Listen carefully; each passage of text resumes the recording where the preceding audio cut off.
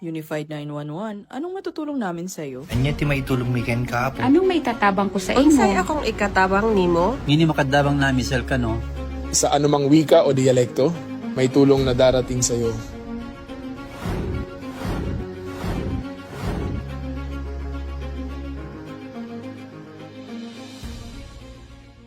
Lilingkod sa bawat Pilipino at magbibigay ng tamang impormasyon para sa tahimik at maayos na Pilipinas. Police News Network, alagad ng batas, tagapagtaguyod ng balitang pulis, sandigan ng mamamayan, patnubay ng katotohanan.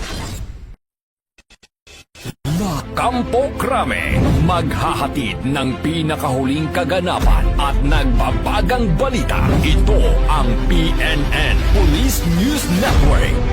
At ngayon, ang inyong mga tagapagbalita. Magandang araw, bagong Pilipinas. Ako ang inyong alagad ng batas, tagataguyod ng Balitang Pulis, Patrolwoman Sari Bernales.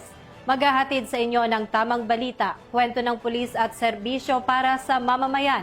At ito ang PNP News Online, ang pangunahing balita ng Police News Network. Alagad ng batas, tagataguyod ng Balitang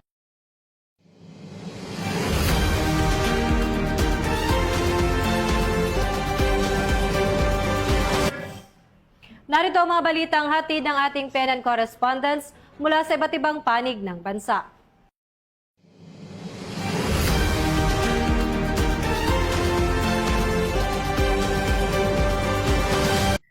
Bilang patunay ng pagkakaisa ng kapulisan at ng Mangali Professionals Association Incorporated o MAPA, matagumpay na isinigawa ang isang medical mission na may layuning makapagbigay ng libreng serbisyong medikal sa mga residente ng Lower Mangali sa Mangali, Tanudan, Kalinga. Sa nasabing aktibidad, matagumpay na naipagkaloob ang iba't ibang serbisyong pangkalusugan sa komunidad. Kabilang dito ang libreng konsultasyong medikal at pamahagi ng gamot na isinagawa ng mga miyembro ng MAPA, gayon din ang libreng tuli na pinangunahan ng Provincial Forensic Unit at Provincial Medical and Dental Team, katuwang ang mga voluntaryo. Samantala, ang mga kapulisan ng 1st Kalinga Provincial Mobile Force Company ay nagsagawa ng outreach activity kung saan namahagi sila ng mga school supplies at tsinelas sa mga kabataan bilang bahagi ng kanilang best practice na Project Kabadang. Bukod dito, nagkaloob din ang ilang kapulisan ng libreng kupit at namahagi ng mga informative flyers para sa mga benepisyaryo. Naging mahalaga rin ang papel ng mga kapulisan sa pagpapanatili ng kaayusan, seguridad at maayos na daloy ng programa na nagbigay katiyakan sa kaligtasan at kapanatagan ng lahat ng kalahok sa buong isinagawang aktibidad. Yaman kami kadagiti PNP personnel from Kalinga, PPO, iti imted yung school supplies, ken tsinelas, pati iti libre nga pukis, ditoy Mangali, especially ditoy Mantokngan Elementary School. Thank you very much. Ang matagumpay na pagsasagawa ng medical mission ay patunay ng epektibong pagkikipag-ugnayan at sama-samang pagkilos ng iba't ibang sektor para sa ikabubuti ng komunidad tungo sa isang bagong Pilipinas. Mula dito sa Tanudan, Kalinga, ako ang inyong Police News Network Correspondent, Police Staff Sergeant Precious May Danaan, alagad ng batas, tagataguyod ng Balitang Pulis. Nauwi sa pag-aresto ang ginawang pagtakas ng dalawang lalaki sa isinagawang oplansita ng kapulisan ng Pasig matapos makipaghabulan sa mga otoridad at maaksidente sa Barangay Kapitolyo, Pasig City nitong hapon ng Biyernes, Mayo 1, taong kasalukuyan. Kinilala ang mga sospek na sina alias Dexter, 30 anyos at alias Christian, 22 anyos, na kapwa residente ng Western Bikutan, Taguig City. Ayon sa paunang investigasyon, nagsasagawa ng oplansita ang mga tauhan ng Tactical Motorcycle Reaction Unit ng Pasig City Police Station at Barangay Security Force malapit sa isang gasolinahan sa Pioneer Street nang mapansin ang mga sospek na lula ng isang asul na Yamaha Aerox. Sa halip na huminto para sa inspeksyon, pinaharurot ng mga sospek ang kanilang motor na nagresulta sa isang mainit na habulan. Subalit dahil sa pagmamadaling tumakas, aksidenteng nabangga ng mga sospek ang isa pang motorista dahilan ng pagsemplang ng mga sospek na nagbigay daan upang sila ay agad na makorner ng mga kumahabol na pulis. Sa isinagawang body search na kumpiska mula kay alias Christian ang isang caliber .22 pistol na may kasamang magazine at 7 bala at isang hand grenade. Samantalang nakuha naman mula kay alias Dexter ang isang .45 pistol na may kasamang magazine at 7 bala. 3 sachet ng hinihinalang shabu na may timbang na humigit kumulang 15 grams na may estimated standard drug price na 102,000 pesos. Matapos basahan ng kanilang karapatan ang mga sospek ay pansamantala silang dinala sa Pasig City Police Station Custodial Facility at naharap sa patong-patong na reklamo. Patuloy ang investigasyon ng pulisya para matukoy kung sangkot ang mga ito sa iba pang insidente ng krimen sa lungsod. Ito ang bagong PNP para sa bagong Pilipinas, serbisyong mabilis, tapat at nararamdaman. Mula dito sa Eastern Police District, ako po ang inyong PNN correspondent, Patrolwoman Jenny Midolor, alagad ng batas, tagataguyod ng balitang pulis. Muling ipinamalas ng Revitalized Police sa barangay o RPSB team na binubuo ng mga tauhan mula sa Tubo Municipal Police Station, katuwang ang Abra 2nd PMFC sa isang lokal na magsasaka sa barangay Dilong, Tubo, Abra, noong 5 ng Mayo taong kasalukuyan. Voluntaryong tumulong ang mga pulis sa isang lokal na magsasaka sa pagbubuhat at paglilipat ng 27 sako ng bagong aning palay mula sa Bukirin patungo sa kanyang kamalig. Tinatayang mahigit sa kalahating kilometro ang layo nito at may paakyat na daan, dahilan upang maging mas mahirap ang gawain.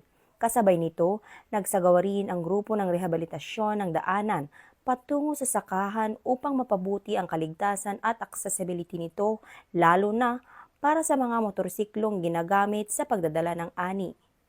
Labis naman ang kinatuwa ng magsasaka sa tulong na kanyang natanggap. Ito ay upang maibsan ang pisikal na hirap na dinaranas niya sa pag-aani. Patuloy ang pagsisikap ng PNP na itaguyod ang malasakit, bayanihan at aktibong pagkikilahok sa komunidad, partikular sa mga liblib na lugar ng lalawigan. Sa pamamagitan ng mga gawaing tulad nito, muling pinagtitibay ng RPSB team ng Tubo MPS at 2nd PMFC ang kanilang papel hindi lamang bilang tagapagpangalaga ng kapayapaan at kaayusan, kundi bilang katuwang din sa kaunlaran ng komunidad. Mula dito sa Abra Police Provincial Office, ako po ang inyong Police News Network Correspondent, Patrolwoman Maria Ella Garcia, alagad ng batas, tagataguyod ng balitang pulis. Bagong PNP para sa bagong Pilipinas, serbisyong mabilis, tapat at nararamdaman. Muling pinatunayan ang lakas ng pagkakaisa at malasakit ng pamahalaan at kapulisan ng matagumpay na naihatid ang tulong mula sa lalawigan ng Sorsogon para sa mga apektadong residente ng Ginubatan, Albay, kaugnay ng phreatic eruption ng Mayon Volcano nitong nakaraang Sabado, Mayo 2, taong kasalukuyan. Sa ilalim ng pamumuno ni Governor Edwin Buboy Amor at sa pangunguna ni Provincial Administrator Franco Eric Orabanilla, katuwang ang Sorsogon PPO sa pamumuno ni Police Colonel Alexi Daniel at iba pang mga ahensya ay matagumpay na naisakatuparan ang maayos at mabilis na paghahatid ng relief goods para sa mga pamilyang nangangailangan. Bilang bahagi ng pagtutulungan, aktibong nakiisa ang kapulisan sa isinagawang repacking ng mga relief goods noong araw ng Linggo upang mas mapabilis ang pamamahagi ng tulong sa mga apektadong komunidad. Ang koordinadong aksyon ng PNP at ng pamahalaang panlalawigan ng Sorsogon ay patunay ng matibay na ugnayan at iisang layunin, ang makapaghatid ng agarang tulong sa oras ng sakuna. Sa pamamagitan ng sama-samang pagkilos na ipakita ang epektibong disaster response na nakasentro sa kapakanan ng mamamayan. Mula dito sa Sorsogon Police Provincial Office, ako po si Police Staff Sergeant Angeli Bionson, nag-uulat para sa Police News Network at ito ang bagong PNP para sa bagong Pilipinas, serbisyong mabilis, tapat at nararamdaman. Matagumpay na nagsagawa ng isang tree planting activity ang mga tauhan mula sa Police Regional Office Cordillera Administrative Region sa Mount Macagoong sa boundary ng Barangay Saklit sa Danga Mountain Province at Barangay Buscalan, Tinglayan, Kalinga. Pinangunahan ni Police Colonel Ledon D. Monte, Deputy Regional Director for Operations ng ProCar, ang pagtatanim ng mga piraso ng pine tree seedlings, katuwang ang iba't ibang unit ng kapulisan bilang bahagi ng kanilang patuloy na advokasya Pamahalaga para sa pangangalaga ng kalikasan at pagsusulong ng mas luntiang kapaligiran. Layunin ng programa na makatulong sa reforestation, maiwasan ang pagkakalbo ng kagubatan at mapanatili ang likas na yaman ng Cordillera. Ipinakita rin dito ang pagkakaisa at malasakit ng kapulisan sa kalikasan at sa komunidad. Sa pamamagitan ng ganitong mga gawain, patuloy na pinatutunayan ng ProCar na ang serbisyo publiko ay hindi lamang sa pagpapanatili ng kapayapaan at kaayusan, kundi maging sa pangangalaga ng kalikasan para sa susunod na henerasyon sa ilalim ng adhikaing Bagong PNP para sa Bagong Pilipinas, serbisyong mabilis, tapat at nararamdaman. Mula dito sa rehiyon ng Cordillera, ako ang inyong PNN correspondent, Patrolwoman Lizelle Digman, alagad ng batas, tagataguyod ng Balitang Pulis. Naaresto ng mga operatiba ng Isabela Police Provincial Office ang 2 most wanted persons sa magkahiwalay na operasyon itong Mayo 2 at 3, 2026 sa lalawigan ng Isabela. Sa Barangay Rizal Rojas, Isabela, alas 10 ng umaga nitong Mayo 2, naaresto si alias Lucas, 31 anyos, top 6 most wanted person sa kasong 2 bilang ng rape at 2 sexual assault sa ilalim ng Article 266 at Article 266A ng Revised Penal Code kaugnay ng RA 7610. Samantala, alas 8:30 naman ng umaga nitong Mayo 3, naaresto sa Barangay District 3, San Manuel, Isabela si alias Mar, 40 anyos, top 5 most wanted person sa kasong 4 na bilang ng rape, statutory acts of lasciviousness, rape by sexual assault at statutory rape. Pinangunahan ng Rojas at San Manuel Municipal Police Station ng operasyon, katuwang iba pang unit ng IPPO at Police Regional Office 2. Ang mga warrant of arrest ay inisyu ng Regional Trial Court, Branch 23, Rojas, Isabela.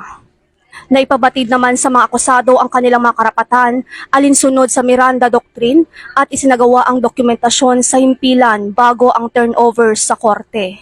Ayon kay Police Colonel Manuel B. Biringas, Provincial Director ng Isabela PPO, patunay ang pagkakaaresto sa 2 most wanted persons ng dedikasyon ng kapulisan sa pagpapatupad ng batas. Patuloy naming paiigtingin ang operasyon upang mapanatili ang kapayapaan at seguridad sa Isabela. Mula rito sa Isabela Police Provincial Office, ako po ang inyong PNN correspondent, Police Corporal Sara Jane B. de la Cruz, nagbabalita para sa Police News Network. Alagad ng batas, tagataguyod ng Balitang Pulis. Karamihan sa mga Pilipino ang patuloy na nagtitiwala at nasisihan sa serbisyo ng Philippine National Police ayon sa pinakabagong Okta Survey. Batay sa survey na isinagawa mula March 19 hanggang 25 taong kasalukuyan, 63% ng adult Filipinos ang may tiwala sa PNP, habang 61% naman ang nagsasabing sila ay nasisihan sa performance ng ahensya. Isinagawa ang pag-aaral sa pamamagitan ng face-to-face interview sa 1,200 respondent na may edad 18 pataas. Sa resulta, nanguna ang Mindanao na may pinakamataas na trust rating na 74% at satisfaction rating na may 69%, kasunod ang Visayas. Samantala sa National Capital Region na may 54% tiwala at 52% satisfaction. Sa aspeto ng socio-economic class, mas mataas ang tiwala ng nasa lower income group. Nanguna ang Class E na may 83% trust at 62% satisfaction. Kasunod ang Class D, habang sa Class A, B, C na may tig 42% sa trust at performance. Sa kabuuan, nananatiling positibo ang pananaw ng karamihan ng mga Pilipino sa PNP. Patuloy ang Philippine National Police sa pagpapatupad ng kanilang mandato na magbigay ng tapat at maayos na serbisyo sa publiko, kasabay ng kanilang pagpapatupad ng PNP Focus Agenda at paigtingin ang ugnayan sa komunidad. Ito ang bagong PNP para sa bagong Pilipinas, serbisyong mabilis, tapat at nararamdaman. Mula po dito sa Campo Crame, ako po si Patrolman Adrian Dayaw, nagbabalita para sa Police News Network, alagad ng batas, tagataguyod ng Balitang Pulis, at ito ang bagong PNP para sa bagong Pilipinas, serbisyong mabilis, tapat at nararamdaman.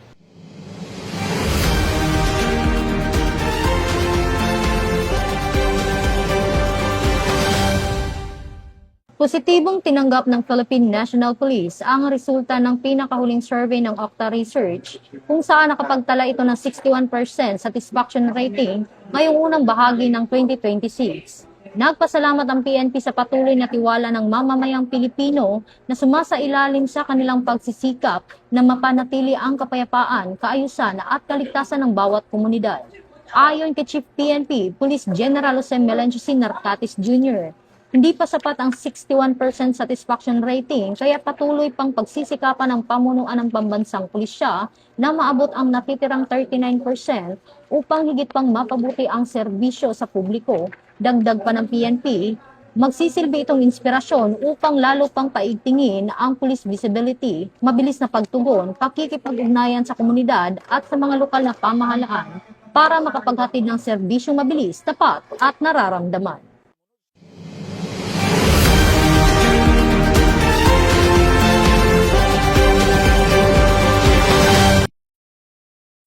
Muling ipinamalas ng Revitalized Police sa Barangay o RPSB team na binubuo ng mga tauhan mula sa Tubo Municipal Police Station, katuwang ang Abra 2nd PMFC sa isang lokal na magsasaka sa Barangay Dilong, Tubo, Abra, noong 5 ng Mayo taong kasalukuyan. Voluntaryong tumulong ang mga pulis sa isang lokal na magsasaka sa pagbubuhat at paglilipat ng 27 sako ng bagong aning palay mula sa Bukirin patungo sa kanyang kamalig. Tinatayang mahigit sa kalahating kilometro ang layo nito at may paakyat na daan, dahilan upang maging mas mahirap ang gawain. Kasabay nito, nagsagawa rin ang grupo ng rehabilitasyon ng daanan patungo sa sakahan upang mapabuti ang kaligtasan at accessibility nito, lalo na para sa mga motorsiklong ginagamit sa pagdadala ng ani. Labis naman ang kinatuwa ng magsasaka sa tulong na kanyang natanggap. Ito ay upang maibsan ang pisikal na hirap na dinaranas niya sa pag-aani. Patuloy ang pagsisikap ng PNP na itaguyod ang malasakit, bayanihan at aktibong pagkikilahok sa komunidad, partikular sa mga liblib na lugar ng lalawigan. Sa pamamagitan ng mga gawaing tulad nito, muling pinagtitibay ng RPSB team ng Tubo MPS at 2nd PMFC ang kanilang papel hindi lamang bilang tagapagpangalaga ng kapayapaan at kaayusan, kundi bilang katuwang din sa kaunlaran ng komunidad. Mula dito sa Abra Police Provincial Office, ako po ang inyong Police News Network Correspondent, Patrolwoman Maria Ella Garcia, alagad ng batas, tagataguyod ng balitang pulis. Bagong PNP para sa bagong Pilipinas, serbisyong mabilis, tapat at nararamdaman. At yan ang mga balitang nakalap ng ating PNN correspondents mula Luzon, Visayas at Mindanao. Para sa mas malawak at mabilis na ulat ng mga balita, huwag kalimutang mag-like, follow and share sa aming official social media accounts ng Police News Network. Tutok lamang po sa aming YouTube channel para sa mga live stream at replays at i-follow kami sa X account para sa mga real-time updates at sa aming Facebook account ng Police News Network. Manatiling mapagmatsyag at laging alamin ang totoo. Sa ngalan ng pamunuan ng Philippine National Police sa pangunguna ni Chief PNP, Police General Jose Melencio Narcatis Jr. at sa pamumuno ni President Ferdinand Bongbong Marcos Jr., kami ay maglilingkod sa bawat Pilipino at magbibigay ng tama at balanseng balita. Mula rito sa tanggapan ng tagapag-ugnay ng Pambansang Pulisya, ako ang inyong alagad ng batas, tagataguyod ng Balitang Pulis, Patrolwoman Sari Bernales. Maghahatid ng tamang balita, kwento ng pulis at serbisyo para sa mamamayan. At ito ang PNP News Online, ang pangunahing balita ng Police News Network. At ito ang bagong PNP para sa bagong Pilipinas, serbisyong mabilis, tapat at nararamdaman.